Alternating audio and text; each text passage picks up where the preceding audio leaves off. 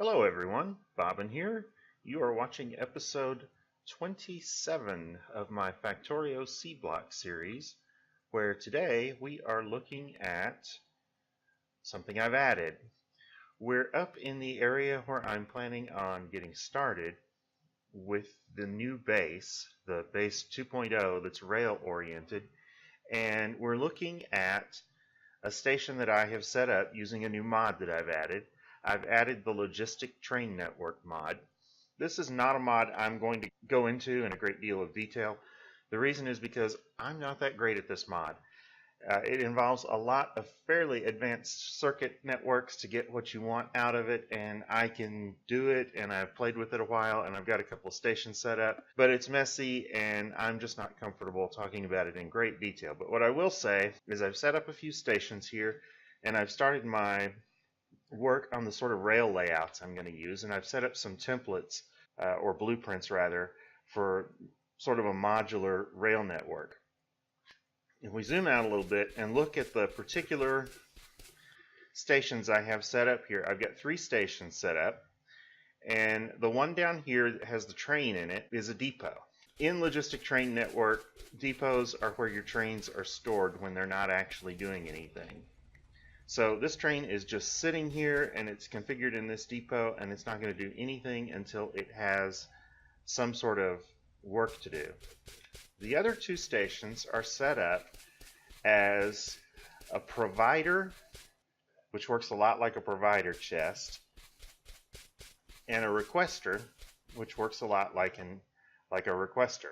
I should mention that the provider is more probably like a passive provider than an active one. In any case, I've got these station templates set up, and I've got my various rail segments set up. I've just set up a blueprint book here, and it's got a few key segments that really sort of define what I'm going to be doing. There is a straight passage template that's got power poles and signals on it.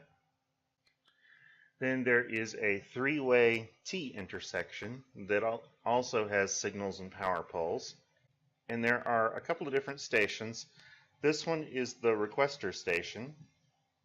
So it goes like this, and it's got a stop set up, and it's got the rail segment that connects into the network for it, and it's just a side rail station.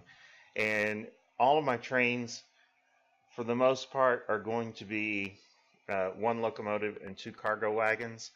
I have not decided yet how I'm going to move liquids, but I know that I will be moving some.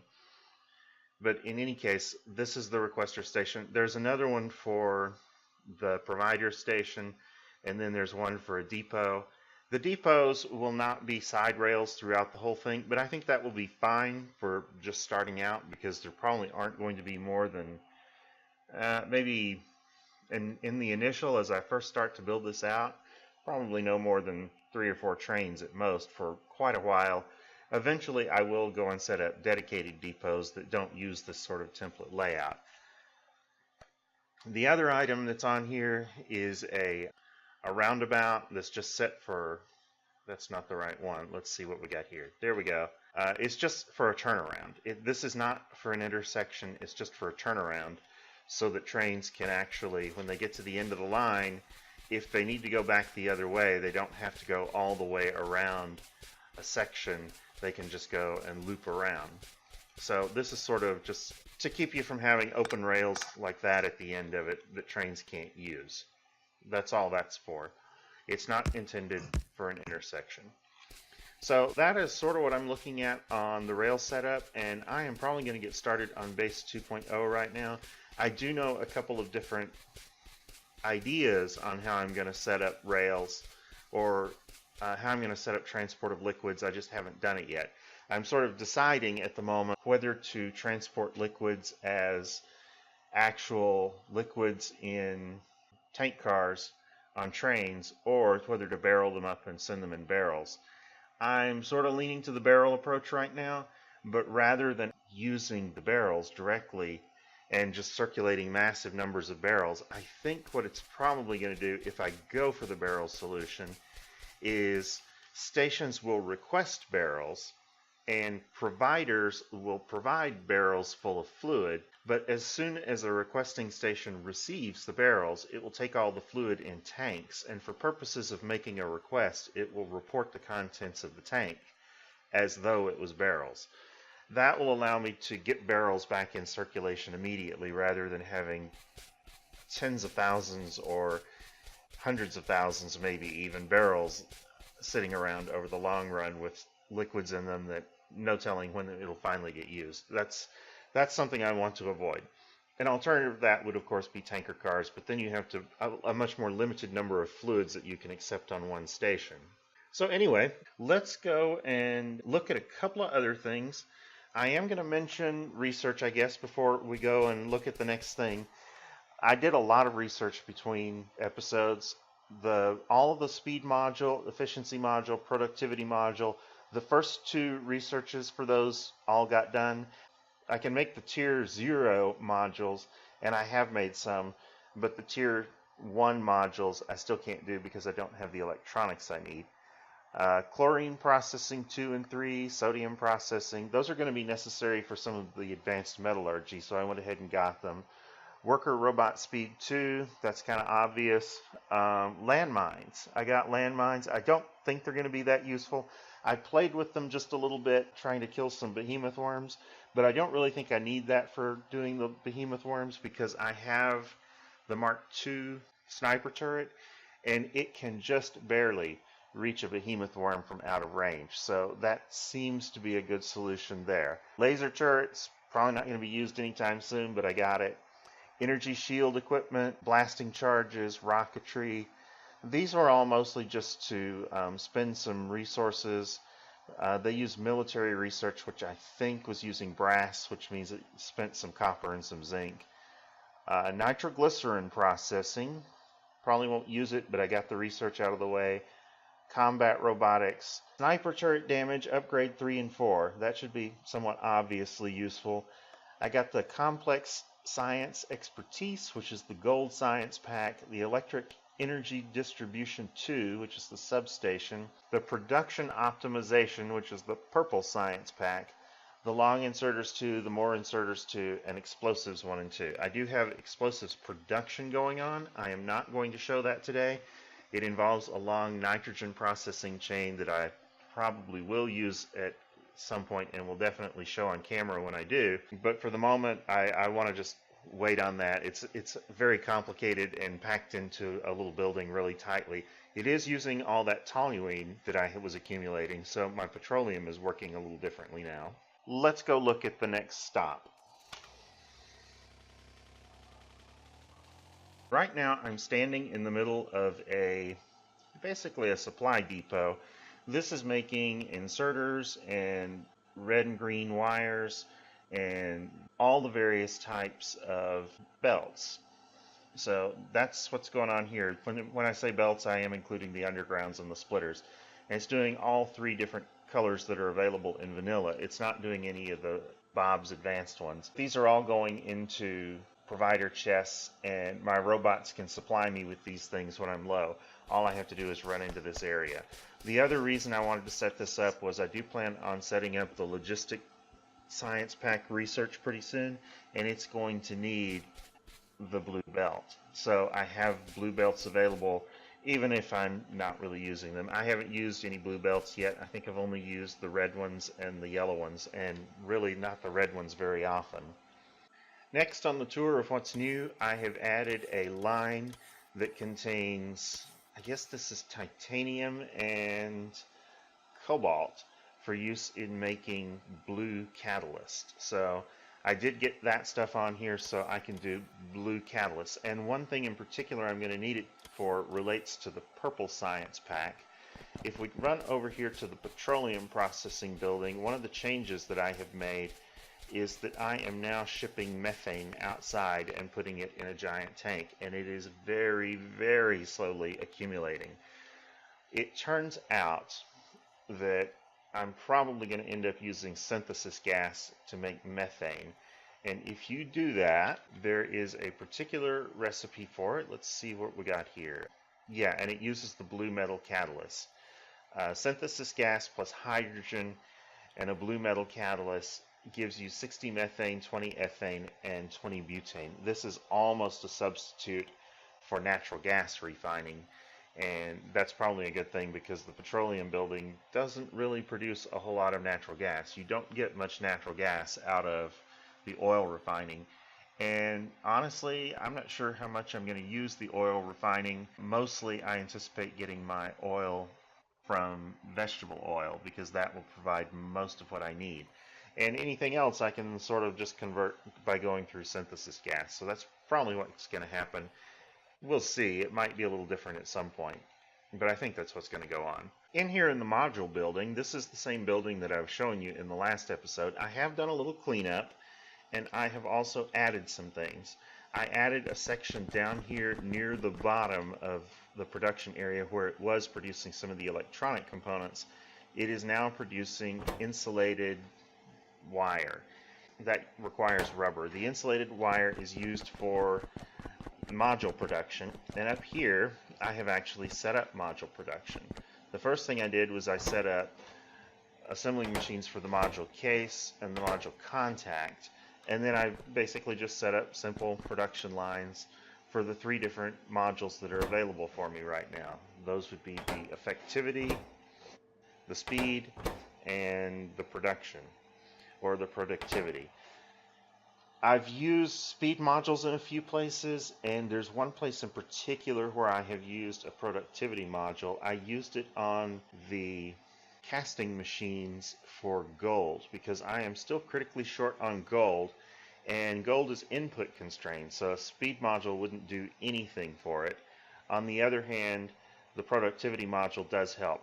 Unfortunately, you can't use the productivity module all up and down the production line for gold.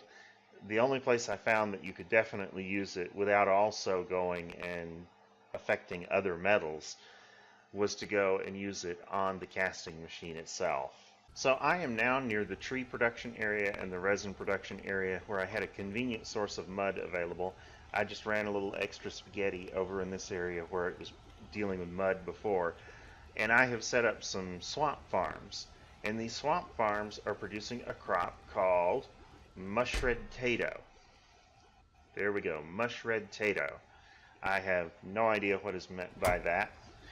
The important thing about this is a couple of episodes ago, not during the episode but between the episodes, I found an island that had a swamp garden on it, and that completed my collection of the gardens. And it took a long time to finally get all of the seeds from the gardens. I had to wait for the garden to duplicate, and then I had to go and sort the seeds, and I didn't have all of the seeds the first time I did it, and so I went and had to replicate again and go through all that again, and it just takes forever to do that. Speed modules do help on these machines, by the way. I'm not using any here. What I'm really doing here, I'm producing plenty of mushroom potatoes in here, and I will take and process all those at some point and get the resources from them. But what I'm really trying to do here is duplicate the seeds, because these seeds work a lot like vanilla aubergine seeds. You have to get the dormant seeds and cycle them, and you only very slowly gain seeds. So I've been growing the crops here in a couple of fields trying to duplicate seeds, and I've got a fair number at this point. I anticipate that when I do set up agriculture in the new base, and it will be one of the first things that I set up, I will be growing these mushroom potatoes. They're important. At some point we're going to have to produce alien artifacts, and there is a way to do it. There are actually 2 ways to do it. Let's look at the original way. Essentially, when you create the alien artifacts, you need a particular component called alien bacteria, which is this right here. Obviously here, alien bacteria do come from mushroom potatoes. You get 1 of them for every 5 mushroom potatoes you process.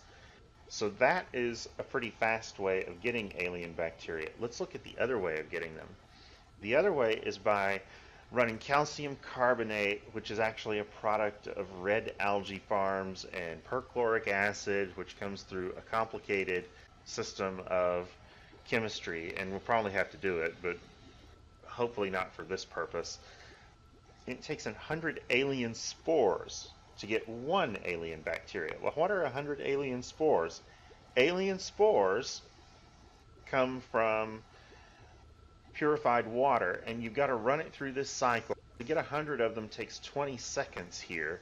So that's just going to get you one alien bacteria, and it's got to go through an air filter, and you've got to go through all that processing. So it looks like the mushroom potatoes are a much better source of that, and that will be key to doing our alien research, I believe. We'll see. I'm not 100% sure on it. I haven't done this before, but we'll find out. I think that's going to be the case, though, and so I am going ahead and duplicating the seeds. If it turns out I don't need that, these can be used for fruits and pips, which allows us to have chemical feedstocks for various processes. So it's not a loss no matter how we look at it. Just to mention one other thing, I'd already mentioned the explosives production, and I did make some cliff explosives and destroyed all the cliffs on the island. That's not really the thing. The other thing I wanted to mention was I started uranium centrifuging, because you might recall at the beginning of the last episode I had completed nuclear power. Well, I wanted to process all my uranium. So at the moment, the uranium that was going into a box in the room where it's processing the stereotype is now just going straight into a centrifuge, and the processed uranium is actually going out on the waistline so that it just gets stored in that big box. That's a fine place to put it for now. That's not really a problem. And I'm sort of accumulating some U-235. I don't have to accumulate 40 of it to initiate the Covarex process in this pack, because it's using a more realistic process for upgrading your U-238. At least it's more realistic in the sense that it more closely approximates what goes on in the real world.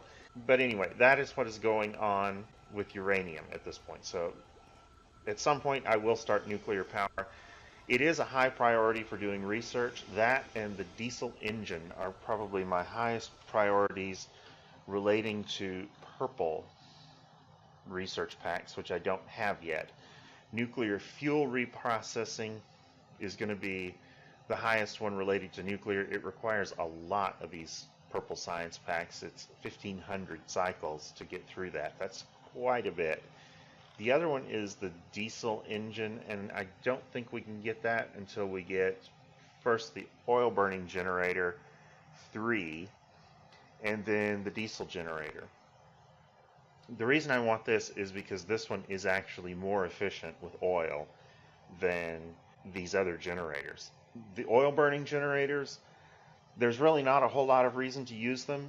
They're useful if you don't want to burn, or if you don't want to consume water in the process of producing power.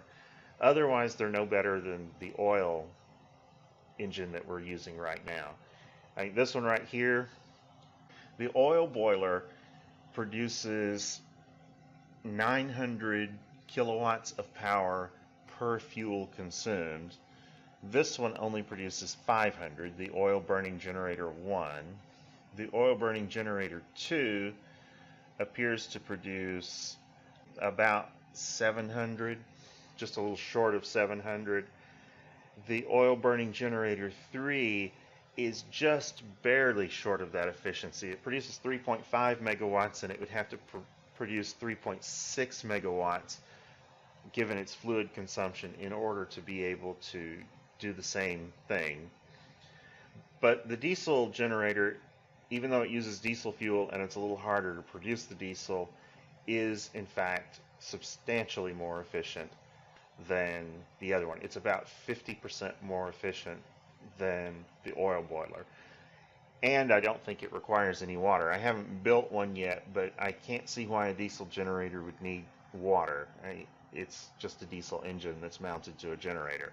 So that is my priority for oil power processing. For nuclear, I'm sort of looking at the fuel reprocessing before I can start it. What else have we got going on? Well, I want to do a titanium smelting build today. So let's run up there and get started on that right away. Okay, I'm in the building where I'm going to set up the titanium smelting. And the first thing to note here is that we need to look at the recipes, because titanium smelting is a little more complicated. There are two options right now. One is the one that uses processed ore, and the other one is the one that just uses the ore itself.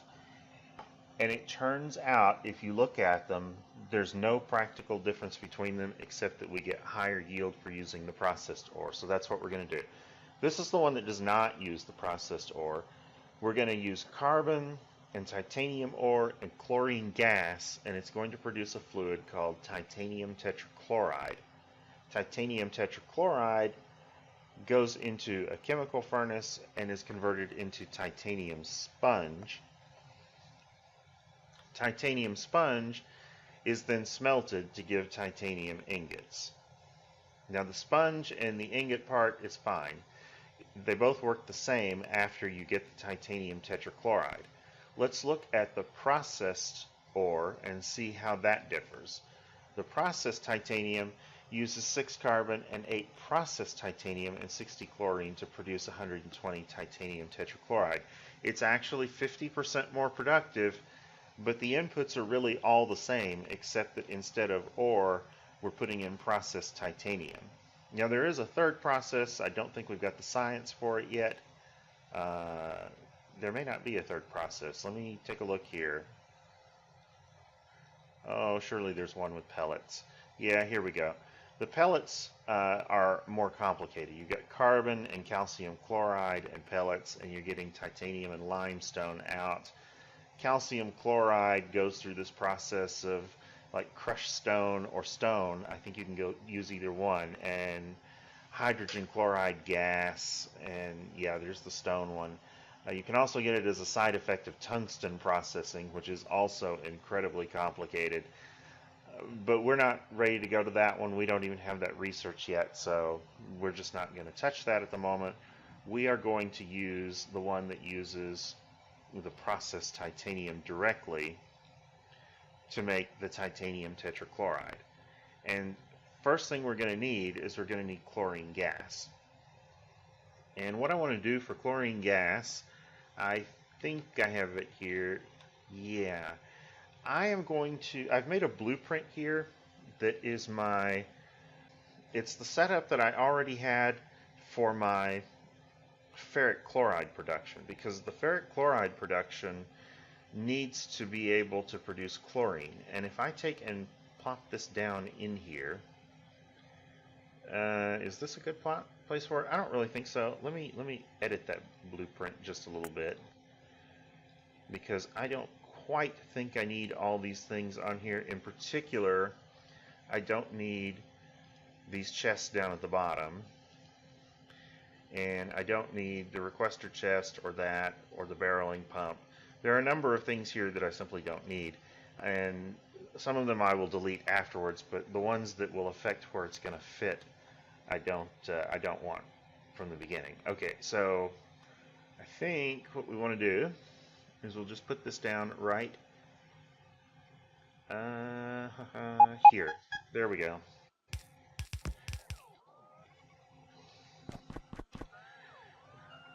Okay, so this is producing, once we hook up water to it, it will be producing in a salination plant. I thought I had all the necessary stuff here. I do, I just don't have any bots in here. Okay, I definitely did not put them in there properly. There we go. Okay, we have all this constructed now. Let's take a look at what we got. We need chlorine, so we don't need any of, well, we don't need a power pole, and we'll just go ahead and remove this for the moment. So our hydrogen can just get thrown out. We don't need hydrogen at all, so we'll just get rid of that. And our water has to go in here, so let's put some water fill down and put a pump in there.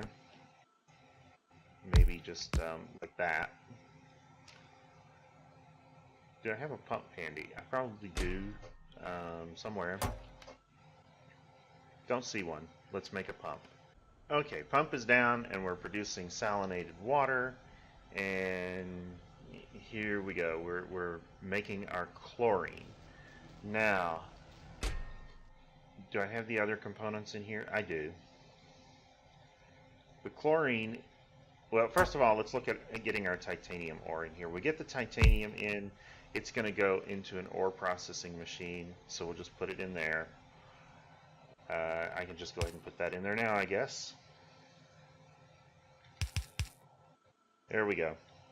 And we'll be pulling processed ore out of here and inserting it into the next machine down the line. And the next machine down the line is going to have to be a chemical furnace, I believe, which is set to the recipe for titanium tetrachloride from processed titanium. So I need to get my chlorine over here, and I also need to get carbon in here. So chlorine should be fairly simple. I'll just run pipes through all this stuff. I'm a little, this is kind of tight in here, but we can just run it like that. There we go. So we should now have chlorine in here, and we should have our processed titanium in here, and we do. We just got to get carbon to this machine now. Carbon comes in up here on the back, just like it does in all of these buildings. And I'm just going to run it down this side and into the side of the building. Okay, so we should be getting carbon in here, and it will be producing this titanium tetrachloride gas out.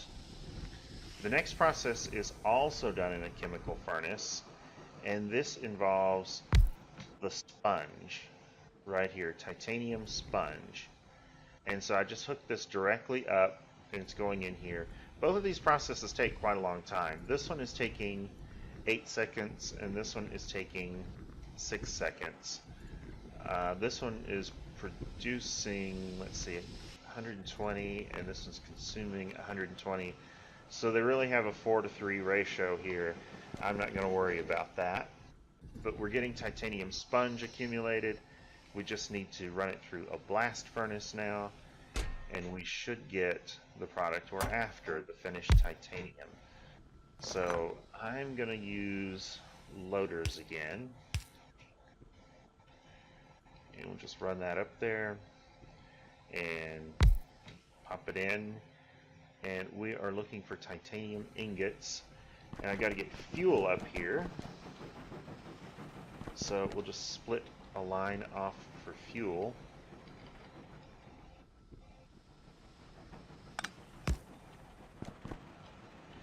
And it's probably not the best place, but what's a little more spaghetti in a base that's already got so much of it. And we'll just pop this in here. Okay, so we're now getting our fuel in and producing titanium ingots. I think I already have all of the stuff, the infrastructure for this set up out back. Let me just get it out the building, and we'll run out the back and see if it is coming out. It looks like it is already. So here we go. Let me run up to the casting machine and we'll take a look at what's going on. Our titanium has made it up here and is being cast into plates. And the plates are going up here, and they are actually going to go down the bus. They're sharing a line with silver. I've decided not to make separate lines for those, mostly because it's not that it's less used. It's actually used quite a bit. It's just that I'm sort of running out of space on the bus, and I don't want to move things and widen it out or do anything crazy with it at this point. Titanium, if we look in FNEI, those plates actually have, let's see, 91 different uses listed. And so titanium is a very important material going forward. Probably the single most critical one is it's used for making the blue circuits. So we're going to have a lot of titanium plates. It's like 8 titanium plates per processing unit. I'm already regretting sharing this belt, but I suspect that throughput won't matter. Anyway, let's go ahead and start this research for the processing unit. This is Advanced Electronics 2. I know we're going to need this, and at this point I think we actually do have all the materials for it. I will have to set up production for fiberglass, I think, but it's just plastic and glass. And otherwise, I think we have all the materials for these on the line. So I need to set up production for maybe not these specifically. I'll set up a blueprint for a small production facility for them, a lot like the other types of circuits. And then we'll probably be looking at setting up blue circuits sometime soon. I think this next episode is probably not going to be blue circuits right away. I think I want to go ahead and get the two purple science packs set up. The purple one that is not alien research, and the logistics one, which I sort of call the magenta one usually. Multiple purple science packs. Anyway, I do want to get those set up between episodes, and I am hoping that by the next episode I will have something to show you in the new base, because I'm going to have to go ahead and start setting up some basic production there. Power is going to have to be one of the earliest things to go in there, but there are a couple of preliminary things to set up to supply power that I want to go ahead and get set up and get ready for rail transport. So I'll probably do that between episodes, and I will be ready to show you that and maybe a build for the science packs. I'll see you next time. Thanks for watching.